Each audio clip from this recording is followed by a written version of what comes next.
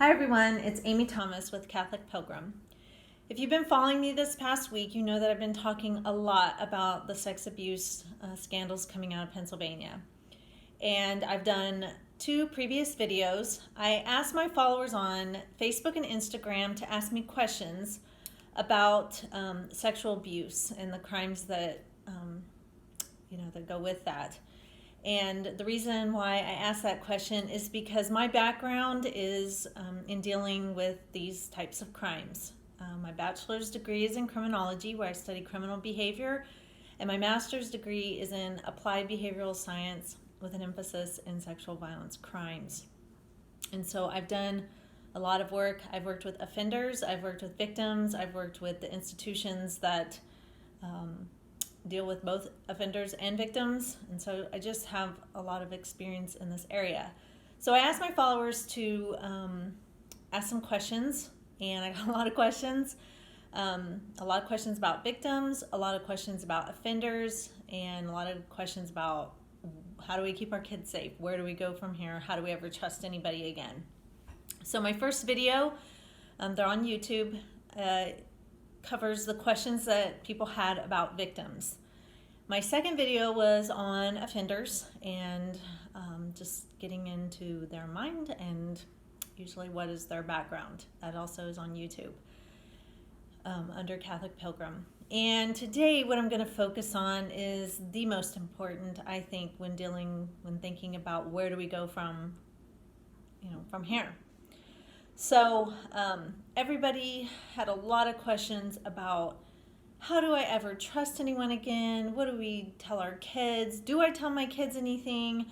How do I go to Mass now? How do I be involved in the Catholic Church? And so I hope I can address some of those questions today. So first and foremost, let's talk about our kids. I'm a mama. And I know a lot of you that are following this are parents and are deeply concerned. Even those that aren't parents are deeply concerned because everybody's got nieces, nephews, friends, kids, everything. Everybody is concerned and we just don't know what to do. So what do we do with our kids? When I would go around and give talks about sexual violence, one of the things that people would most often ask me is, do we talk to our kids about this?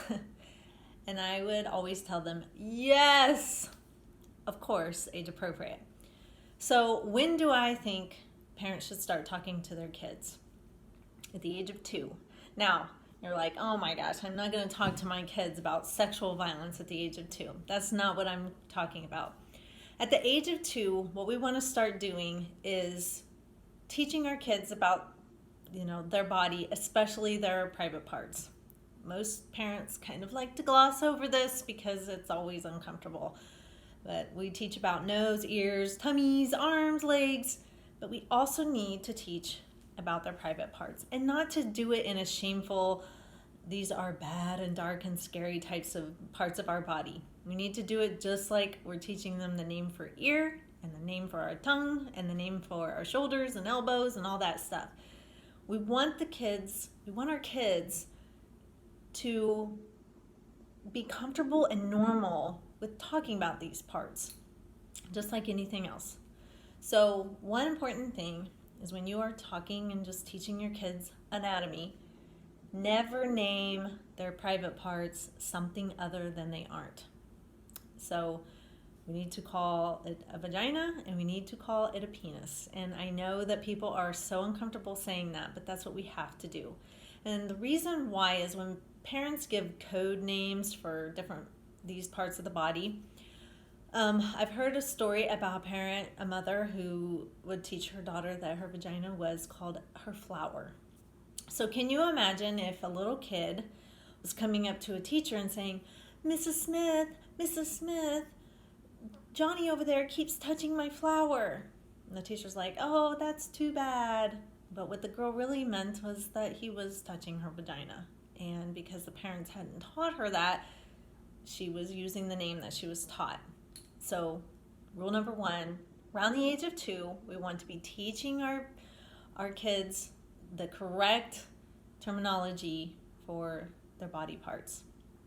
And then as they progress, we want to talk to them about how these body parts are not bad or shameful or anything like that. They're very special, and that's why we cover them with a bathing suit.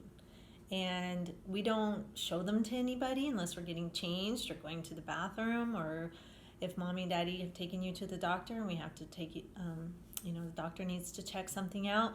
But otherwise, we don't just go around, showing people this. And other people should not be showing us their private parts.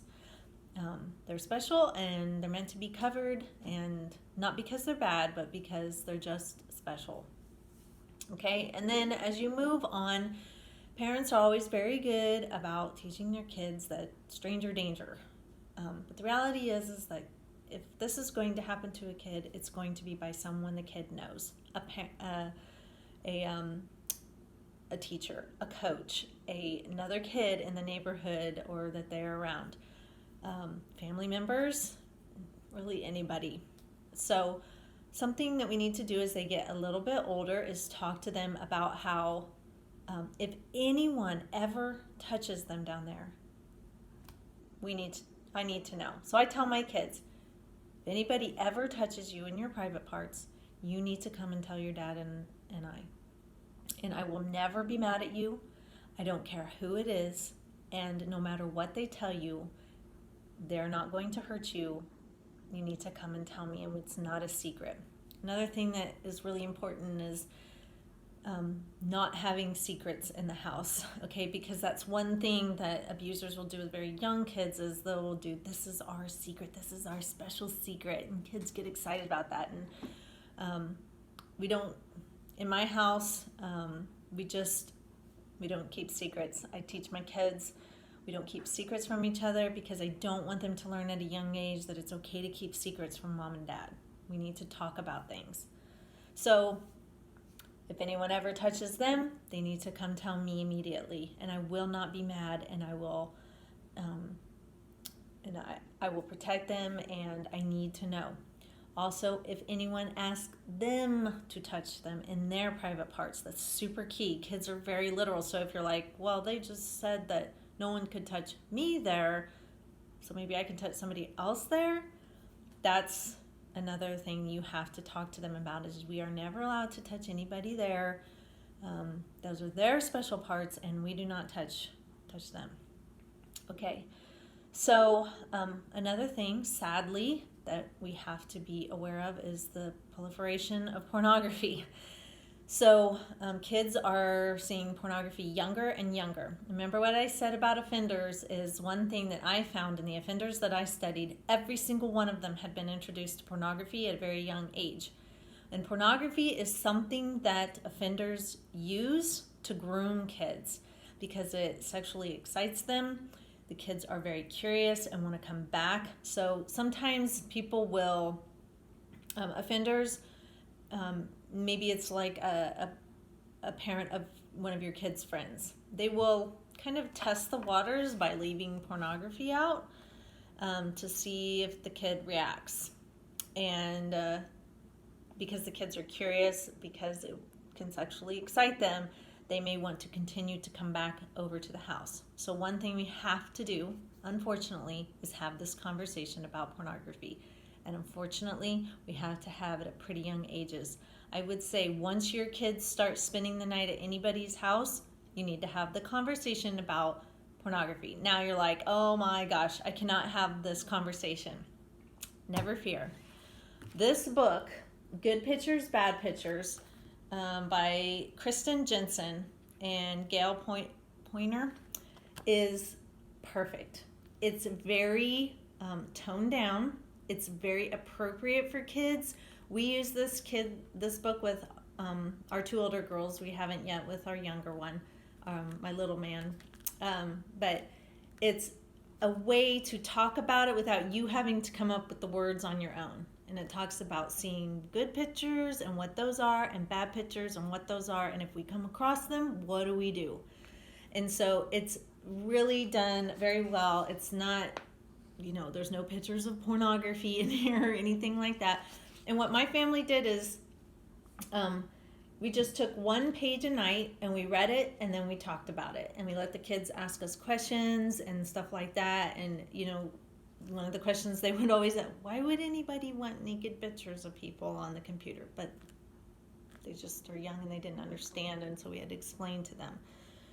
So this book, I cannot recommend it enough. It will help you talk to your kids about this. Like I said, if your kids are spending the night, 4 might be a little young for this just because they're not going to understand a lot of stuff, but it's definitely a help. Highly, highly recommend. It even helped so much that one time my daughter, because I homeschool one of my kids after we went through all this, she was online and she happened to come across, I think it's Michelangelo or Leonardo's picture, and it's the medical picture of the guy who's like splayed out and he's in the nude and it's got all the mathematical stuff around it. She thought that was pornography and she just started weeping and she's like, Mom, I saw pornography. And I was like, no, honey, it's okay. I know he's not clothed, but anyway, it worked. So the other thing is, this is an ongoing conversation. You want to normalize this kind of talk in your house. And by normalize, I mean make it comfortable for you and your kids to have this conversation. It will feel as awkward as can be when you first start talking with your kids about this, but it has to be done. We have to be brave as parents to talk about this. But now I have these conversations regularly with my kids. Nobody's touching you. Nobody is making you feel uncomfortable. No adult has been showing you too much attention. You haven't been seeing any pornography. No one's asked you to see it. I mean, just casually, just as if, teaching about this and sexual abuse is just like any other safety thing. We teach our kids to be careful crossing the streets, don't stick your finger in light. This is the same thing, and we got to start having this conversation, because when we educate our kids about it, they will learn to recognize it and be like, I remember Mom and Dad told me about this. This is not okay, and somebody's not supposed to be doing this. Nobody's supposed to be telling me we're supposed to keep secrets from my mom and dad. I'm supposed to tell my mom and dad if somebody tries to do that. You got to talk about it pretty frequently. Don't overload it to where you're paranoid. Just pretty frequently. And continue it on and on and on, and just check in with them and let them know that anybody could potentially hurt them. And we hope not. And Mom and Dad are going to do the best that they can to keep them safe. But sometimes bad guys, they slip by. And so I need your help in telling me if anything is making you uncomfortable. Okay, so what to look for in people that are after your kid. So one thing is, pay attention to your gut. You've got it there, and I know that you feel it inside, but we're so conditioned not to cause a ruckus. So years ago, my best friend and I, we used to do this homeschooling co-op-y type thing, and I couldn't go one weekend. And she came to me because she knows my background. She's like, Amy, there's this dad, and he just makes me feel uncomfortable. I'm like, well, tell me about it. What's going on? And she's like, he doesn't want to spend any time with the parents. He just immediately goes over to the girls. He's always trying to get them to sit in their lap. And I don't know, it just seems weird and I just don't like it. And I was like, okay, I'm going to watch this guy, because that alerts me. And so the next time we went on like a little field trip, and sure enough, she pointed him out to me. And he did not come to engage with the parents first. He immediately went to a small group of girls and sat down with them and was like trying to pull them on his lap, and girls that he was not familiar with. And I was like, nope, okay, this is it. Well, what I found out was that he was a stepfather to a little girl in the co-op, and that her mother had married him. And the girl was showing all kinds of signs of abuse in my eyes. And so my friend and I, we went and alerted the principal of this co-op, and I told her my background, and I told her what was going on and what was concerning to me. And there was a few other things I can't remember at the time. So I made a report about this girl. The mother found out. She was absolutely livid. But anyway, it comes out this guy had a background. He had actually been caught on base also taking little kids after church into CCD rooms and being all alone with them. And so thankfully we got him away. There wasn't anything we could catch him on to put him in jail, but he unfortunately is probably going to move on to somebody else. But pay attention to your instinct. My friend knew that something wasn't right, and it made her uncomfortable, and she came to me and talked about it, and that's important. So things that they do is overly attentive to the kids. It's fine to be attentive to children, talk to them, laugh with them and stuff. If they're like more concerned with being with the kids than they are with the parents, then that's something that kind of tips me off. If they give your child gifts or try to lavish them, very touchy-feely, stroking their hair, touching their face, having them sit on their lap, those are all things that are concerning to me.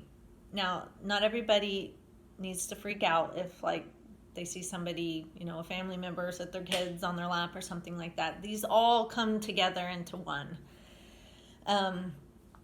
If this person if you are using pornography in any way, that would be something that would tip me off.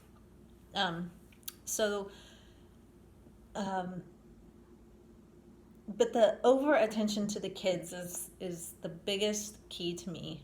As adults, we shouldn't have so much interest in like one or two kids that are not our own. And trying to spend lots of time on them. They will pick out vulnerable, needy kids. So if there's a child that has no dad in the house, they are unfortunately vulnerable because many kids will seek that male attention, and looking for someone to replace that, and they will key in on that. So those are some of the things I would give. There's tips I would give on what to look for, what to tell your kids. Start young so that, we keep this crime so hidden in the dark and shadowed with secrecy that a lot of kids get into these situations and they just don't know what's going on. And then it's embarrassing, like we talked about in the victim video.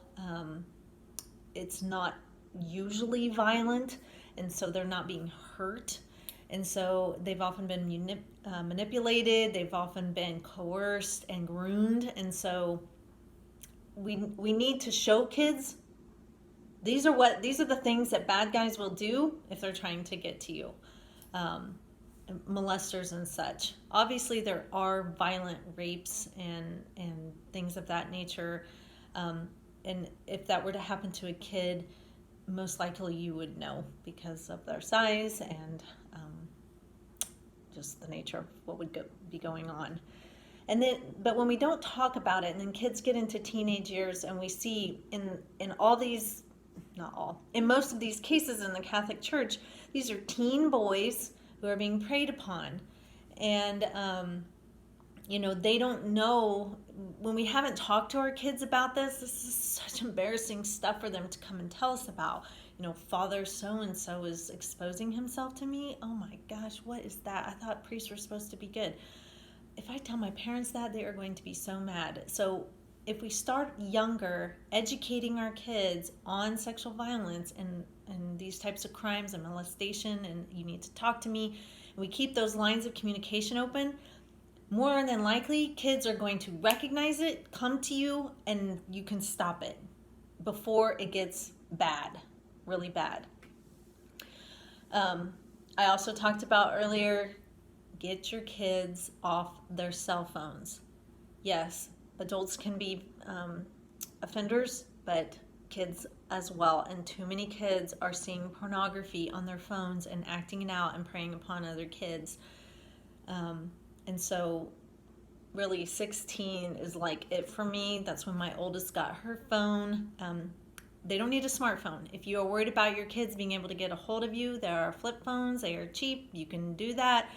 It's time to be serious. We can weep and wail all we want, but if we're unwilling to take the necessary steps in order to deal with these problems, then it's just going to be the same thing over and over again. Okay, so what do we do as Catholics? First off, please know that this You can run from the church, but this happens everywhere. You are not safe from it anywhere. If you really want to just leave the Catholic Church, then because you will feel safer, then you're going to have to take your kids out of school. You're going to have to not let your kids go to any sports, no music lessons, no scouts, no clubs, no nothing. You keep them in the house. You do not allow them to have children over. You do not allow them to go.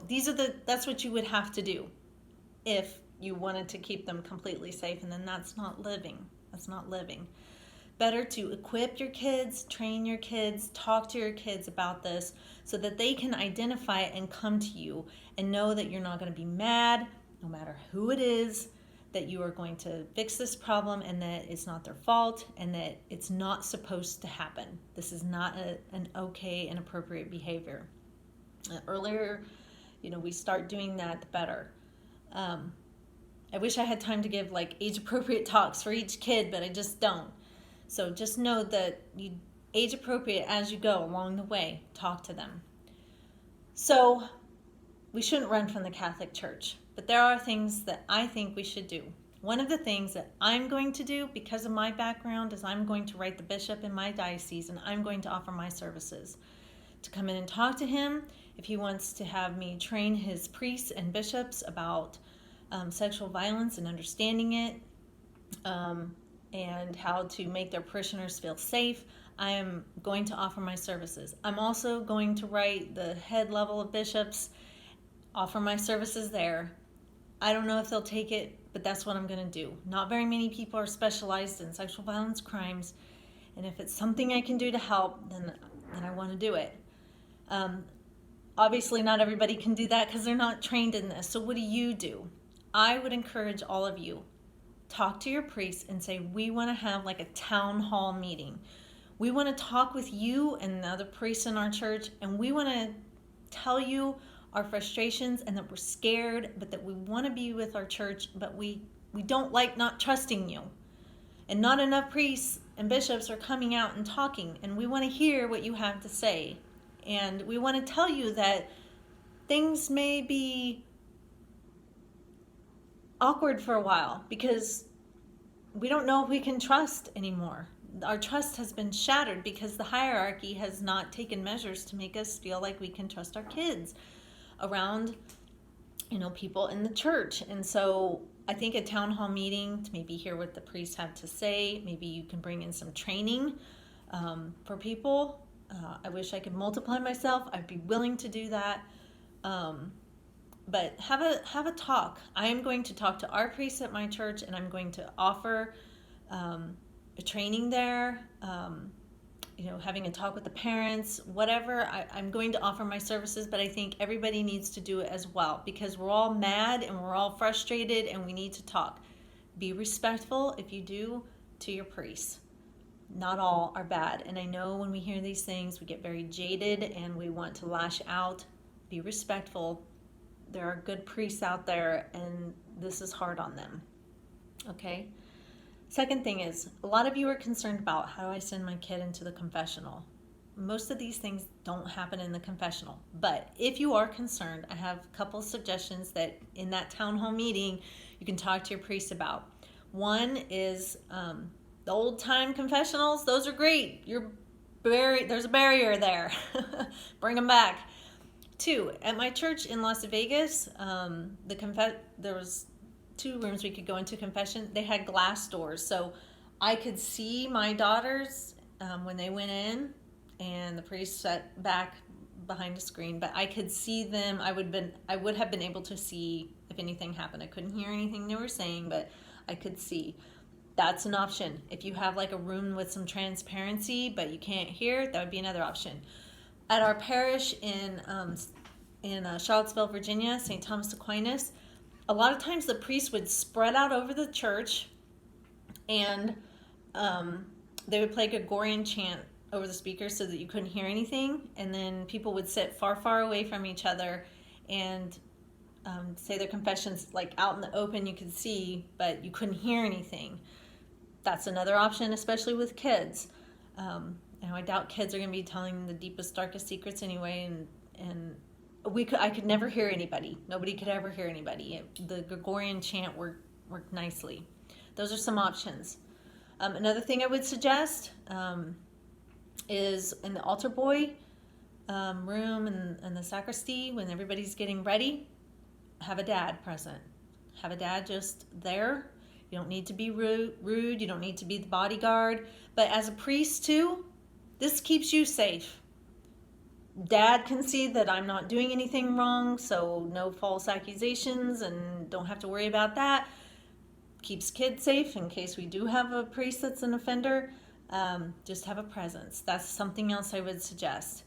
There is never any reason why a priest needs to be by himself alone with a kid. There just isn't. And Virtus training, I'm pretty sure we're not allowed to do that anyway, except for the confessional, but I offered some suggestions in that area. And you can tell your kids, there should never be a reason why you are with the priest in his office by yourself unless I am there and I'm sitting right outside the door, and then it can be cracked. I don't need to have the door all the way shut. There's nothing that's going to be said that's that dire. So yeah, dads, I think you can, be a presence. We need more men to tell men that this is not okay. The women are always running around telling people this is not okay, stop doing this, but we need the men to step up. And this is a problem we all need to solve together, and we need both men and women stepping up to the plate. And so those are some of the suggestions I would offer in the church. And just remember, not every priest is bad, not every parish is bad, not every diocese is bad. It just takes vigilance. One of the things I noticed the most when I was counseling victims is when victims would come forward, no one would believe them and no one would do anything. And even mothers. So this is just one of those crimes where we're going to have to stop being afraid. We're going to have to stop being afraid to talk about sexual violence and molestation and sex and private parts. It's time to say, just start saying the words, okay? Seriously, it's done. We have to be done being scared to talk about this and drag it out into the light. We need men, we need women, we need our good priests and bishops to stand up and say, we're not going to take this anymore. And the last thing I would suggest is everybody, write a letter to your bishop and say, we want solutions. We're tired of dealing with this. We're tired of having to talk about this in the news. We're tired about hearing about it every time we turn around. What are you going to do? We want to hear you speak out on this. We are concerned. I'm telling you, all the Catholics in America did that. That would mean something to the bishops. So don't think that, letter writing is bad. If an influx of 100 million letters came in to the Catholic Church and people were like, we're sick and tired of you doing a bad job of not taking care of this problem, they're going to start paying attention. Those would be my suggestions. But lastly, this is evil. These crimes are evil. And we are the church militant. And what I mean by that, and possibly, non-Catholics are not going to understand what I mean by that. We have our saints in heaven, we have the poor souls in purgatory, but we are here fighting the battle of evil. That's what we're here for. It's what we're here for, and we cannot run away. This is the church Christ gave us, and we can't say, well, I'm going to go somewhere else because I'm sick and tired of this. This is the time to fight. This is when we stand up and we say, no, you're not bringing your evil back into my church. It's time to be done. But we are the church militant. This is when saints are born. And you guys, we all need to just stand up and start taking an active role. And that means talking to your kids. Talk to your priests. We want to get together. We want to talk. What safety measures are we putting in? We're not accusing you, but we're all freaking out around here, and we need to know what we can do. Make your confessionals transparent. Get your dads in the altar room or in the sacristy. There are things we can do. You need to write letters. You need to speak out. We need to hear that this is not okay. And there are things that we can do. We need to stop saying, well, the Pope and the bishops just aren't doing anything, so I'm leaving. No! Take it upon ourselves. If they're not going to fix it, then we will. And that's what we need to do. It's time for us to take a stand and come together as the laity. And you can run from the church and you can go somewhere else, but I will guarantee you, I know the numbers, this happens across the board in Protestant churches. Every religion has this problem. It's especially bad when the Catholic Church does it, because why? Because we hold it to a higher standard. We hold it to a higher standard. Why? Because this is the church that Christ gave us, and it's held to a higher standard. So that means that people see the truth in it. Atheists always bring out that this happens in the Catholic Church, and they nitpick and nitpick. I don't ever hear them nitpicking Hollywood or public schools or other religions that have these problems like they nitpick the Catholic Church. Why? Because they want to drag it down. That's exactly what they want to do. I'm not condoning what anybody has done, but please know you can run away, but it's everywhere, because as a country, as a nation, as a society, we refuse to talk about this problem, and we just have to say no more. I hope that I've answered some of your questions. I didn't want this video to run too long because I know everybody's busy. If you have any additional questions, please feel free to private message me. Please take action. We can all sit around and wail, but it's up to us. Church militant, it's time to fight the evil. Get out there and do it. Let me know how things are going, and talk to your kids. It's the best thing that you can do. Start talking to your kids. I hope I've been a help. Thank you guys for all your questions. Like I said, if you have any more, please private message me. Have a good day.